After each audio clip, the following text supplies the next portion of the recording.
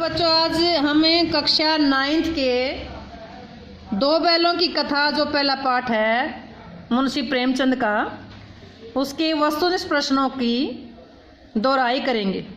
Quick revision करते हैं। तो आइए, दो बैलों की कथा के लेखक कौन है? मुंशी प्रेमचंद। कौन है? मुंशी प्रेमचंद।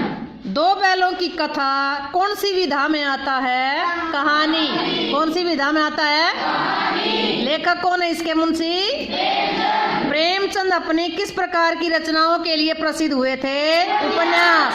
किसके लिए? उपन्यास। प्रेमचंद ने अपनी कहानी दो बैलों की कथा में किसका वर्णन किया? बैलों की दो बैलों की कथा कहानी में किस किस का संबंध दिखाया है? किसान का किसके साथ? पशुओं के साथ। किसान का उसके पशु। लेखक के अनुसार सबसे बुद्धिहीन जानवर किसे समझा जाता है? किसे समझा जाता है? गधे को। गाय किस दशा में सिंहनी का रूप धारण कर लेती है? जब ब्याई हुई गाय शेरनी का रूप धारण कर लेती है। गधे के चेहरे पर कौन सा स्थायी भाव छाया रहता है? किसका स्थायी भाव छाया रहता है? विषाद क्या होता है? दुख का। किसका? दुख का। अगला प्रश्न देखते हैं। भारतवासियों को किस देश में घुसने नहीं दिया जा रहा था? अमेरिका। किस देश के लोगों की एक विजय ने उन्हें सभ्य जातियों के लोगों में स्थान दिला दिया? जापान। अगर वे भी ईंट का जवाब पत्थर से देना सीख जाते तो शायद सभ्य कहलाने लगते। ये शब्द लेखक ने किसके लिए कहे? भारतीयों के लिए। बछिया का ताऊ किसके लिए प्रयोग किया जाता है? बैल के लिए। हीरा और मोती बैलों के स्वामी का नाम क्या था? जूरी। जूरी के दोनों बैल किस जाति के थे? पछाई जाति। बैलों का प्रकार था ये। जूरी के साले का क्या नाम था?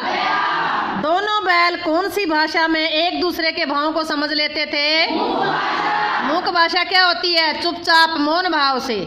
जूरी ने प्रातः ही नाद पर खड़े बैलों को देखकर क्या किया? उन्हें गले से लगा लिया। कैसे नमक हराम बैल हैं ये? एक दिन वहाँ काम न किया। ये शब्द किसने कहे? जूरी की। किसको कहे? जूरी को। किसने कहे? जूरी की पत्नी ने। अगला प्रश्न देखते हैं। वे लोग तुम जैसे बुद्धुओं की तरह बैलों को सहलाते नहीं। ये शब्द किसने किसके प्रति कहे? जूरी की पत्नी ने। दूसरी बार गया बैलों को कैसे ले गया? बैलगाड़ी में जोतकर। गया की लड़की को बैलों से सहानुभूति क्यों थी? सौतेली माँ उस बच्ची को मारती थी। गया के घर में दूसरी बार बैलों की रस्सियां किसने खोली थी? गया की बेटी ने। हीरा ने मोती को गया की पत्नी पर सींग चलाने से मना क्यों कर दिया? वह स्त्री जाति थी। स्त्री जाति पर सींग चलाना मना था। गिरे हुए बैल पर सींग नहीं चलाना चाहिए शब्द किसने कहे थे? हीरा ने, क्योंकि मोती में गुस्सा ज्यादा था। खेत के मालिक ने दोनों बैलों को कहाँ बंद कर दिया था?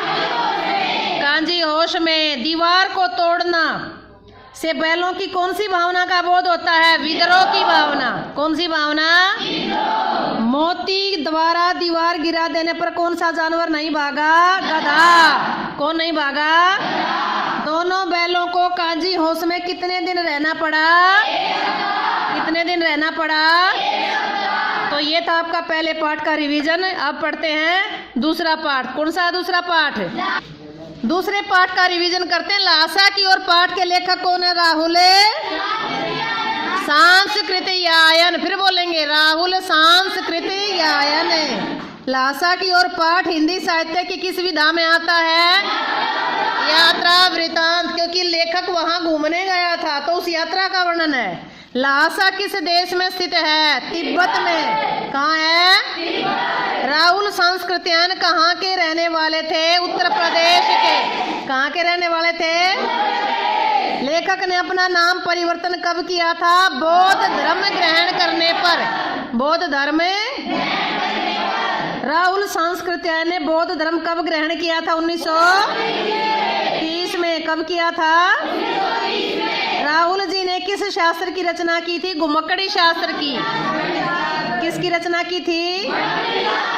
श्री राहुल सांस्कृत्यायन प्रथम बार तिब्बत किस रास्ते से गए थे? प्रथम बार किस रास्ते से गए थे?